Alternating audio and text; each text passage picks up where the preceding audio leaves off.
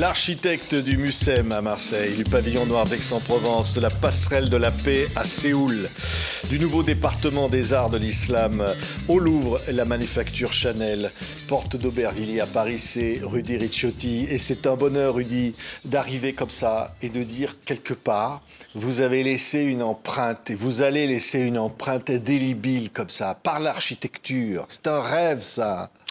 Merci Patrick, mais c'est aussi une responsabilité d'abord. Parce que si c'est pour laisser un cauchemar in situ, c'est pas un présent qu'on peut faire à notre si beau pays, la France. Oui. Donc, d'où cette idée que ce métier ne peut s'exercer que dans l'anxiété, tout de même, et dans la responsabilité. Oui, comme un combat. Alors le livre s'appelle Insoumission pour la survie de l'architecture chez Albin Michel. Insoumission, parce que c'est ça la liberté. Absolument.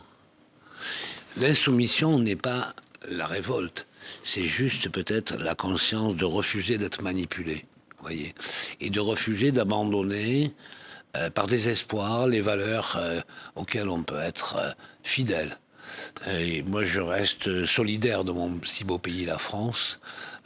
Je n'ai de cesse de dire que je suis patriote, que j'aime mon pays et que je dois le servir. C'est quelque chose qu'on n'entend plus. Oui. Et je le sers comme architecte, comme ingénieur, comme créatif. Je le sers aussi comme citoyen, avec beaucoup d'admiration pour ceux qui le servent, ce pays. Oui, oui, mais pourquoi insoumission alors? Pourquoi Oui. C'est insoumission aux dérives, bureaucratiques, insoumission aux dérives consuméristes. Comment rappeler que ce métier architecte, c'est aussi fabriquer, défendre des emplois, une mémoire territoriale, laborieuse, qui paye des impôts en France, qui paye des charges sociales, qui paye de la TVA. C'est naturel. Oui. Et moi, je refuse sur mes chantiers de faire travailler des composants qui viennent de l'autre bout du monde, par exemple. Rien que ça, vous pouvez pas imaginer, c'est un combat. Et c'est pas être d'extrême droite que d'être économiquement patriote. Oui. Tout de même. Non. Oui. Ça veut dire qu'au fond, c'est un acte de combat. Mais c'est un acte de combat. Mais c'est un combat quotidien. Aujourd'hui, les architectes sont inquiets. Je ne me prends pas pour le porte-parole des architectes, mais mon âge et ma culture rebelle m'autorisent à parler au nom de la profession un petit peu. Et c'est pas le premier livre que j'écris, c'est pas le premier livre dont vous parlez vous-même. Mais il y a une nécessaire culture de lutte et de résistance. Oui. Oui, il y a quelques années, le livre s'appelait « L'architecture est un sport de combat ». Voilà, il y en a un autre, c'était l'exil de la beauté, etc. L'exil de la beauté, oui. Ouais. Mais ce qui est fou dans ce livre, et on retrouve Rudy Ricciotti, l'espèce d'engagement, une forme de poésie, d'amour aussi, de la matière, qui rappelle la Camargue de l'enfance. Comment on grandit avec de l'argile, avec du sable et du sel, et qu'on se dit on va faire de tout ça des beautés, des merveilles. Comment la physicalité de la matière peut raconter au moment de notre réel, de notre monde. C'est notre responsabilité à nous architectes aussi, non, de transformer la matière et de lui faire traduire un bénéfice social, un bénéfice culturel, un bénéfice mémoriel, un bénéfice citoyen aussi.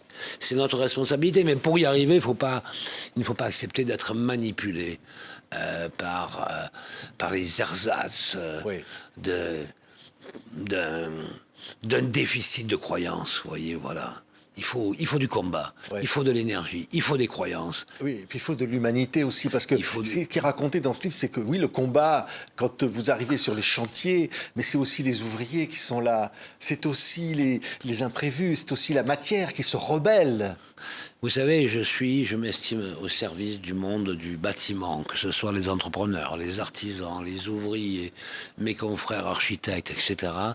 Je ne me sens pas investi d'une mission, je me sens responsable de mon métier, et responsable des mots que j'utilise, et responsable des actes que je produis.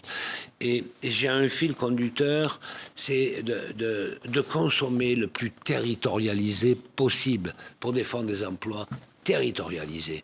Mais ça paraît paraître anecdotique, mais c'est pas du tout technocrate. C'est simplement une manière de créer une richesse que l'on puisse partager. C'est presque, je vais vous dire un mot qui va vous heurter, c'est presque une vision chrétienne. Et pourtant, je ne suis pas du tout un mystique, je suis plutôt un rationaliste. Mais une idée de partage. Partager avec les autres un savoir, le transmettre, etc. Parce qu'au fond, ça nous ramène à la définition de ce qu'est l'architecture. Qu'est-ce que c'est que l'architecture, Eddy Ricciotti? Vous qui en avez fait votre vie, c'est quoi? Qu'est-ce que c'est l'architecture? C'est un irrésistible désir de subsister, d'éviter la catastrophe, d'éviter, en tous les cas, de faire face à la culpabilité existentielle de ce métier. Voilà. C'est un métier difficile. Les confrères le savent. Et résister à la subsistance, résister à l'effacement, résister à la disparition, résister à la barbarie bureaucratique, résister au pouvoir de l'argent qui peut tout détruire. C'est une série de résistances. C'est ça, ce métier. Et je vais vous dire, à 72 ans, je confirme ce que je pressentais quand j'étais jeune. C'est-à-dire que notre combat est un combat qui peut être dans la mythologie, mais qui est territorialisé essentiellement dans l'espace du réel. Et pour être romantique, il faut manipuler, instrumentaliser les valeurs du réel. Oui. C'est ça, il ne faut pas être innocent. Oui, oui. Mais vous citez un moment dans ce livre qui est formidable, hein, le château de Versailles.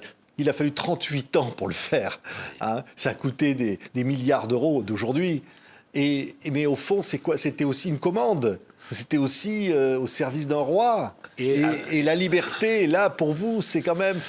Oui, le château de Versailles, que je ramène à la question de la morale environnementale, tout de même, en disant que l'empreinte environnementale du château de Versailles est plus faible que celle d'un logement HLM. Il faut méditer sur ce que ça veut dire. Parce qu'on est dans l'in situ, on est dans le local, on est dans le territorial, on est dans le mémoriel, on est dans la transmission des savoirs. Et ce n'est pas secondaire, c'est majeur. Si on aime son pays, on doit se questionner. Comment défendre nos métiers sans cesse les aider à se renouveler. C'est ma responsabilité d'architecte. Et ça ne concerne pas que mon métier d'architecte, j'ai presque envie de dire, c'est aussi ma responsabilité citoyenne. Oui, oui, mais c'est aussi un rêve. Alors, derrière l'architecture, il y a des hommes et des femmes. Alors, c'est vrai, vous parlez de tous ces grands architectes. Parfois, comme Le Corbusier, on ne peut pas dire que les idées étaient au rendez-vous de parcours. Oui, parce que j'ai dit qu'il était un peu fasciste, quand même. Oui. Hein, voilà, c'est ça. Sous Vichy. C'est marrant que vous ayez retenu ce passage, qui est quand même un architecte brillantissime, mais idéalisé dans les écoles d'architecture de gauche, et qui font quand même le plébiscite d'un architecte qui était un collabo du régime de Vichy. Mais enfin bon, passons, c'est pas... En tout cas, c'est bien, il faut le rappeler. Oui, il faut dire les choses. Mais il faut dire les choses, et je l'ai dit, les choses. Oui. Oui. C'est aussi pour cela qu'on me déteste, souvent, parce que je l'ai dit. Je l'ai dit trop. On vous déteste, c'est vrai, Eddy Ricciotti. Mais non... Écoutez, tout à l'heure, avant d'arriver, là, je parlais avec une dame qui me dit « Mais mon mari est architecte, il a 48 ans, c'est un grand admirateur de votre travail. » Je disais « Mais ça me touche beaucoup, parce que c'est à partir d'un certain âge, lorsqu'on commence à comprendre les complexités, les adversités de ce métier, qu'on sait où sont les vraies valeurs du métier. C'est donc un métier de vieux, c'est pas un métier de jeune. Mais comme on vieillit... au prorata temporis de la longueur des chantiers, cela augmente nos responsabilités, notamment celle de refuser de démissionner sur nos propres croyances. Oui. Voilà. Ou de démolir ce qui existe. Et vous n'aimez pas ça. On vous a confié une caserne, un projet sur une caserne, et dites-moi, je veux la garder, la caserne. On va partir de là. On va pas la casser. Ah ben non, moi je veux pas détruire une caserne, d'abord parce que ce sont les fils du peuple qui étaient dedans. Et c'est pas la première fois que je gagne un concours en refusant de détruire une caserne, mais c'est un patrimoine mémoriel, c'est un patrimoine républicain, une caserne. Et y voir un territoire culpabilisé, c'est lamentable, c'est lamentable. Vous voyez, faut pas... Non, une caserne, c'est pas forcément beau, mais ce n'est pas forcément autiste. Oui, c'est-à-dire qu'au fond, c'est une mémoire. L'architecture, que je pense, c'est du Mucem, évidemment... c'est cet extraordinaire emblématique de Marseille et la mer. Parce que vous racontez dans ce livre, quand vous l'avez avant, vous êtes fait face à la mer. Oui, je me voyais dans la peinture de Gaspard Friedrich, Oui. le prêtre face à la mer en tournant le dos, vous savez, avec une interrogation incroyable, avec beaucoup d'anxiété. Que dire face à la mer?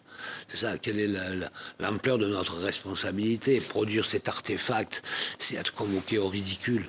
Oui. Ce gris correspondait, cette nuance de gris correspondait à quelque chose de très fort. Vous pensez, vraiment? Ouais. Il correspondait à une culpabilité. Exactement ça. Et pas à une idée de jovialité, vous voyez. Je suis désolé, l'architecture ne me fait pas rire. L'architecture a pour objet et responsabilité d'envoyer un message politique sensible, audible. Et d'ailleurs, le Mucem de Marseille est très populaire parce qu'il parle au cœur du peuple marseillais. Et pas qu'un Marseillais, puisque c'est quand même le 3e ou 4e musée le plus fréquenté en France. Mais aussi parce qu'il porte tous les signes des valeurs du travail. Presque féminin. D'ailleurs, le travail que je fais est très féminin, très scientifique, très armé par les mathématiques, la physique des matériaux, mais toujours très féminin. Je ne suis pas un néo-moderne tardif quand même, vous voyez, non. Oui. J'ai échappé à ça. Hein. Oui, oui. Il n'est pas né celui qui vous tiendra en laisse, hein, Rudy. Vraiment. Non, pas vraiment.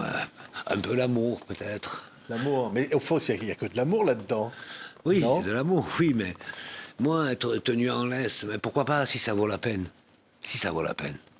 Si c'est au service de quelque chose, pourquoi pas? Je suis prêt à me démettre. Je suis prêt à me mettre à genoux s'il y a une cause supérieure, oui. Non, je ne suis pas un chien fou sauvage. Je suis un tendre violent. C'est pas du tout la même chose.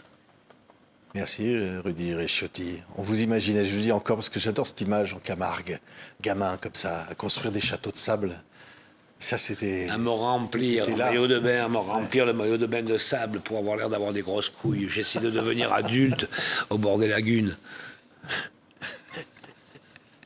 Rudy Ricciotti, Insoumission pour la survie de l'architecture chez Albin Michel. C'est un livre formidable. Merci, Rudy. Merci. Alors, il y a une... Qu'est-ce que c'est dans le... Là, je vois une... C'est ma brosse à dents. Ah comme oui, je suis là. alors on va la 24 montrer, elle est heures. patriotique. Hein. Mais oui, c'est mon seul transport. Je suis là pour 24 heures, j'ai ma brosse à dents, elle est bleue. Vous n'amenez que la brosse à dents pour voyager. Que la brosse à dents, ouais, pour 24 heures, ça va. Quoi. Ça J'ai va. pas de rasoir, j'ai rien. Puis je perds les valises, je perds tout. Alors, Oui. Mais il reste la brosse à dents. voilà, la brosse à dents, je la perds pas. Oui. Merci de votre accueil, Patrick. Merci, Rudy Ricciotti. Insoumission. Merci.